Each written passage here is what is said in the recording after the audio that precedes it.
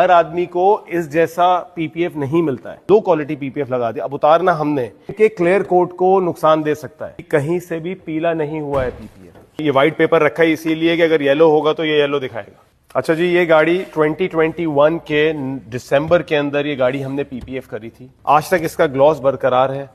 आज हम पीपीएफ इसका उतार रहे हैं क्योंकि ये गाड़ी जो है वो कलर पीपीएफ की तरफ जाएगी।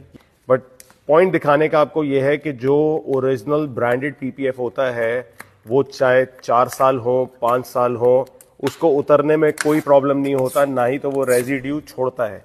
यहाँ दिखाएं, कोई रेजिड्यू है, ये जैसे उतरता है ऐसा जैसे बटर की तरह जो है वो उतरता है पीपीएफ। भी ये व्हाइट पेपर रखा है इसीलिए कि अगर येलो होगा तो ये येलो दिखाएगा।